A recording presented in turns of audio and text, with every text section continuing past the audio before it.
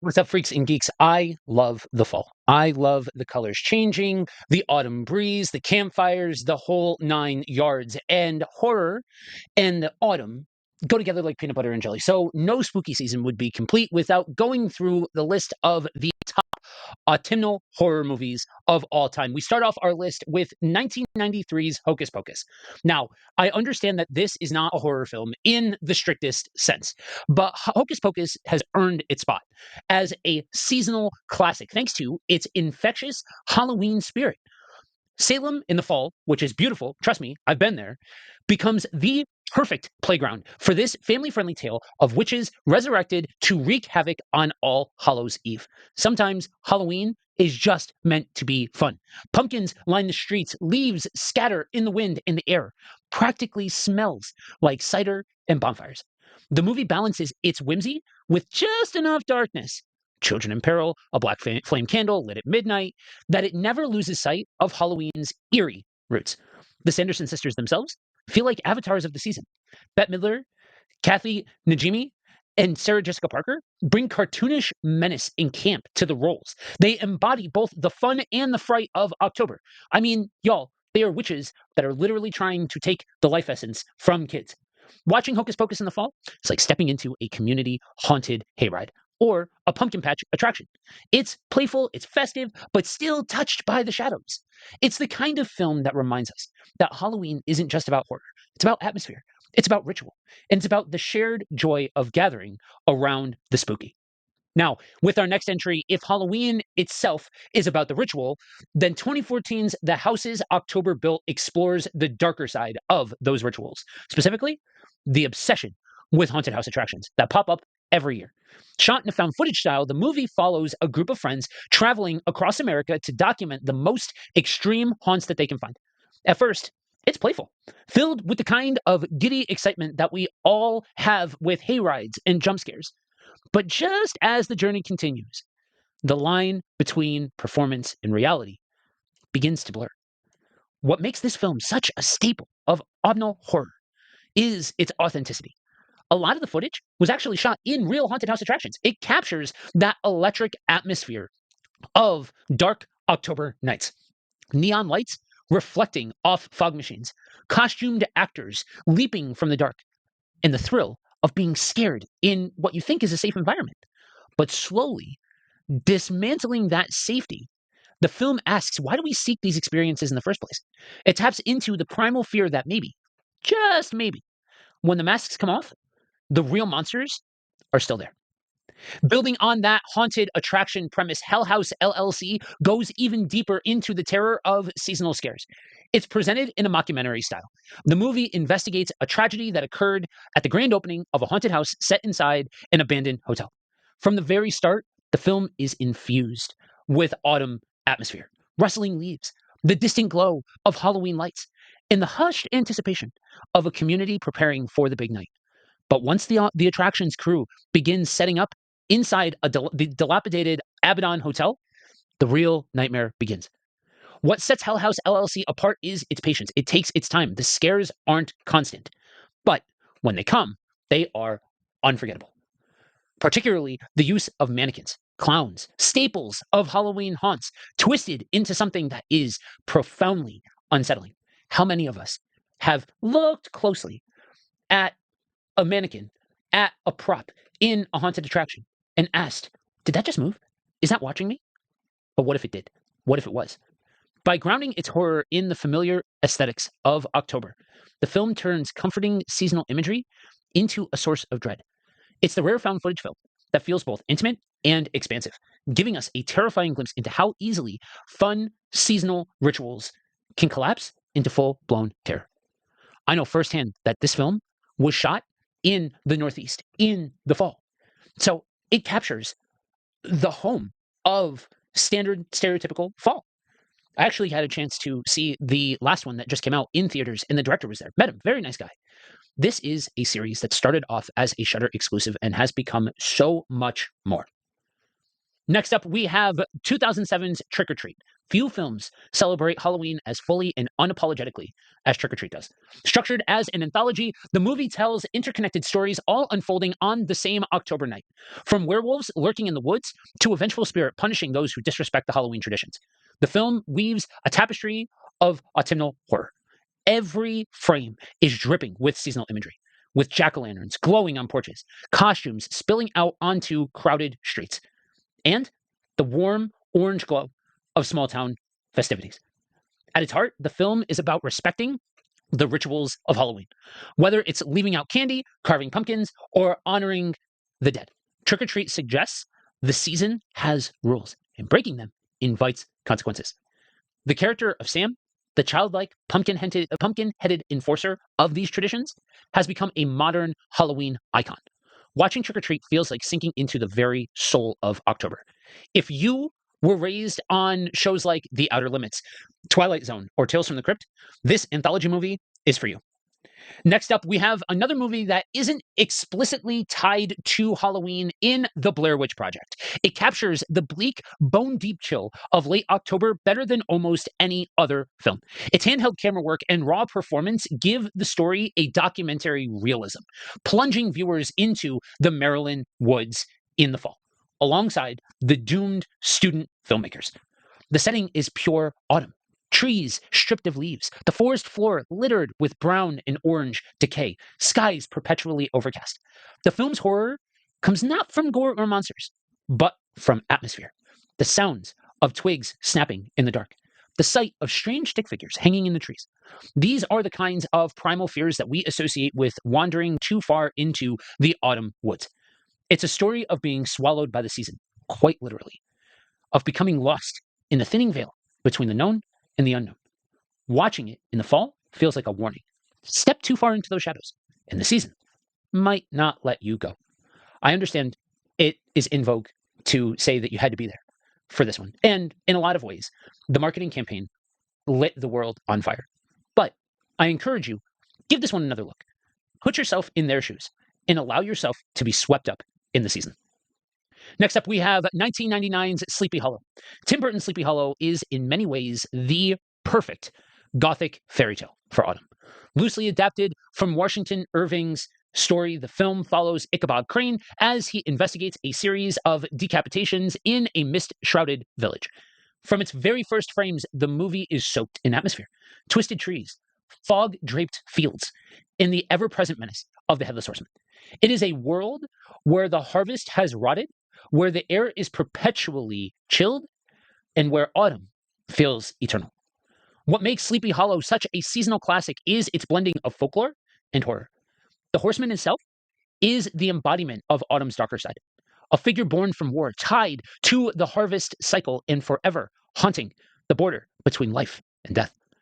Burton's meticulous production design, filled with flickering candles and earthly tones, immerses viewers into a storybook version of fall. It's not just a horror film, it's an ode to the season itself. Next up, we've got one that is criminally unrepresented on lists like this. We've got 1984's Children of the Corn. Few things feel more autumnal than endless fields of corn. Their stalks withered and dry, whispering in the wind. Children of the Corn takes that imagery and twists it into something, frankly, nightmarish. Based on Stephen King's short story, the film follows a couple who stumble upon a rural town where the children have murdered the adults and now worship a mysterious deity known as He Who Walks Behind the Rose.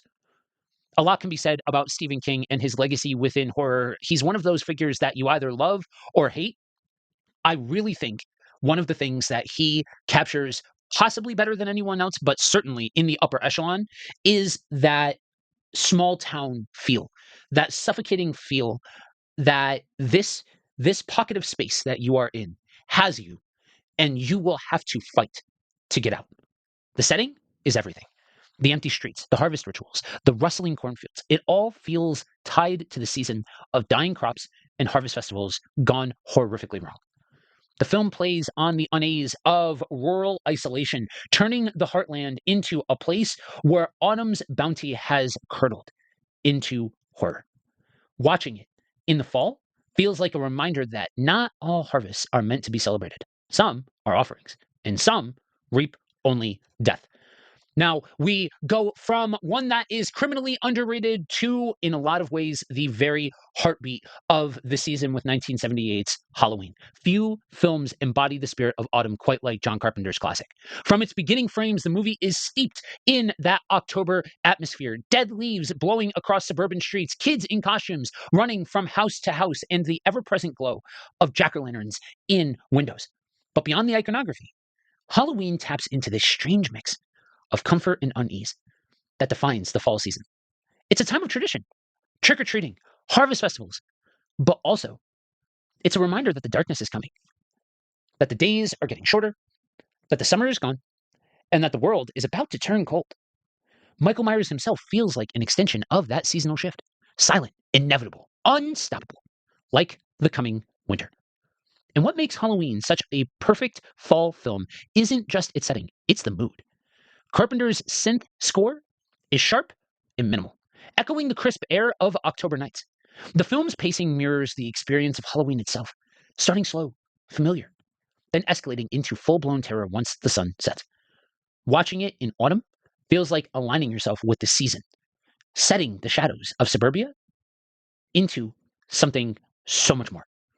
It's more than just a slasher, it is a ritual, and one that has defined how we experience horror in the fall for decades. Now, keeping on this train, we shift gears to one of the less fondly remembered entries into the Halloween universe with 1982's Halloween 3 Season of the Witch. If Carpenter's original is the definitive Halloween night slasher, Halloween 3 is the definitive Halloween season movie, set against the backdrop of an evil corporation using masks and television broadcasts to kill children on Halloween night. The film abandons Michael Myers in favor of something way weirder and way more folkloric.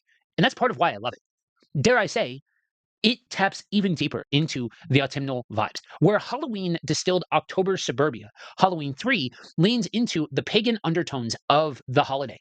It's about Samhain, ritual sacrifice, and the primal fears that lie underneath our candy-coated traditions.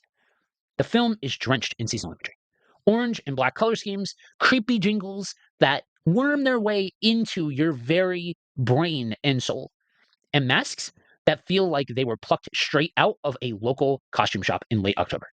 There is a deep unease here, not just because the horror on screen, but because the film suggests that our beloved autumn rituals are ancient, dangerous, and perhaps designed to destroy us. While reviled upon release, Season of the Witch has since gained a cult status precisely because it understands Halloween as a season, not just a slasher holiday. I actually saw 3 before I saw 1, and I absolutely have a soft spot for this one. Now, rounding out the Halloween movies that drip with that fall atmosphere, after the experiment of Halloween 3, the franchise returned to its roots, and in doing so, created one of the most atmospheric fall horror films of the 80s. Halloween 4 is often remembered as the movie that brought Michael Myers back, but the real strength lies in the setting. This is a film that practically bathes in autumnal imagery. Small town parades, orange lit streets, leaves crunching underfoot. If the first Halloween felt like the eeriness of quiet October nights, Halloween 4 feels like the entire town preparing for Halloween, blissfully unaware that evil is about to descend on their small town. There's something uniquely effective about the way this film captures the community. Sheriff Meeker and the townsfolk form a vigilante group lining the streets with shotguns as if protecting their harvest from some ancient curse. Danielle Harris, a young Jamie Lloyd, embodies the childhood vulnerability of the season, wandering the streets in a clown costume, just like young Michael Myers once did. In many ways, Halloween 4 is both a continuation and a mirror of Carpenter's original, doubling down on the seasonal vibe while reminding us that Michael Myers is not just a killer, but the spirit of Halloween itself made flesh. One word, AMC Horror Fest. This movie was the cornerstone of AMC Scarefest. This thing was on TV for the entire month of October growing up. And so, again, this one is tied to my memories of the holiday. And so, this one captures Halloween. This one captures fall as a whole for me. And it is appointment watching if you're looking for those feelings out of your holiday season. Next up, we turn to the 70s for burnt offerings. Autumn isn't only about festivals and rituals, it's also about decay. Burnt Offerings captures that sense of seasonal decline through the story of a family renting an old mansion for the summer, only to find themselves consumed by the. Though it's not explicitly tied to Halloween, the film is steeped in autumnal themes. The end of warmth, the encroachment of shadows, itself feeding on the vitality of its inhabitants like the earth consuming falling leaves. The movie's slow burn, its atmosphere, mirrors the way that fall just creeps in, subtle at first, then overwhelming, undeniable. Oliver Reed and Karen Black deliver unnerving performances, but it's the house itself that lingers in the mind. A decaying structure that grows stronger as those within it weaken. Watching Burnt Offerings is like autumn, watching the season itself overtake you. Inevitable, inescapable, and quietly terrifying. Next up on the list, we have another movie leaning into the culture of haunted attractions with 2019's Haunt. But unlike the house's October built, it trades documentary style realism for a more polished, brutal approach. The story follows a group of friends who visit an extreme haunted house on Halloween night, only to discover that the horrors inside are all too real. It is a blood soaked ode to the season, filled with masks, mazes, and the kind of October night excitement that curdles into sheer horror. What makes Haunt resonate is the vibe, the tone of the whole movie, and its understanding of the culture that comes along with it. The characters are there because that's what you do on Halloween. You seek out thrills, you test your bravery, you dance with the devil in the pale moonlight, but in a controlled setting. The movie rips away that control very quickly, though, reminding us that fear isn't always something that we can compartmentalize. Its villains, masked and silent, embody the facelessness of seasonal monsters, making Haunt a modern staple for those who want their Halloween films drenched in both atmosphere and blood. Next up, we turn to 1983's Something Wicked This Way Comes. Adapted from Ray Bradbury's novel, say that 5 times fast, Something Wicked This Way Comes is the embodiment of October in cinematic form. The story follows two boys in a small town visited by a sinister traveling carnival led by the enigmatic Mr. Dark. From the falling leaves to the whispered promises of the carnival's sideshows, the film is steeped in the bittersweet magic of autumn. Bradbury's themes of nostalgia, temptation, and the fleeting nature of youth resonate with the season's sense of transition. Autumn is, after all, a time where we're caught between life and death, between warmth and cold, between childhood joys and adult fears. The carnival offers wishes and dreams, but at a terrible cost, just as autumn offers beauty, but as a prelude to winter's death. It's a film that captures both the wonder and melancholy of the season, making it a must-watch when the leaves begin to fall. We round out our list with two entries into the classic side of horror. First up, we have 1941's The Wolfman. Universal's Wolfman isn't just a monster movie. It is an autumnal parable about cycles, change, and inevitability. The story of Larry Talbot, bitten by a werewolf and cursed to transform under the full moon, resonates with the seasonal shift of fall. Just as the leaves change and die, so does Talbot succumb to his darker nature. The misty forests, the fog-drenched graveyards, the torchlit mobs, all feel like the visual language of October. What makes The Wolfman such an autumnal film is its atmosphere. Unlike the Gothic castles of Dracula or the sterile labs of Frankenstein, The Wolfman is set in villages, in woods that feel tied to the earth's cycles. It's the horror of nature itself, of being caught in forces beyond human control. Watching this in the fall is like watching the season's transformation embodied in flesh and fur. Speaking of horrific labs, we round out our list with 1931's Frankenstein. If The Wolfman embodies autumn's inevitability, James Whale's Frankenstein embodies its themes of death and rebirth. The story of Dr. Frankenstein, creating life from corpses, is steeped in the imagery of decay, graveyards, stormy nights, all of which feel at home terms stitched from of a symbol of the harvest cycle turned grotesque, the gathering of what has died, repurposed into something simply unnatural. The film's visuals are iconic. Flickering torches, rain-soaked graveyards, villagers gathering in mobs beneath cloudy skies. It is a story about the dangers of hubris, but also about the inevitability of death. Themes that resonate in a season defined by ending. Watching Frankenstein in autumn is like watching the season itself given form, of beauty and decay, stitched together by forces that we simply cannot control. Taken together, these films are more than just a list. They form a seasonal ritual. From slashers stalking suburban streets to couples whispering promises in the night, from haunted houses to endless cornfields, captures a different facet of autumn's unique magic. Watching them across the season isn't just entertainment. It is communion with the strange, beautiful, and terrible spirit of fall. Have a spooky. Peace.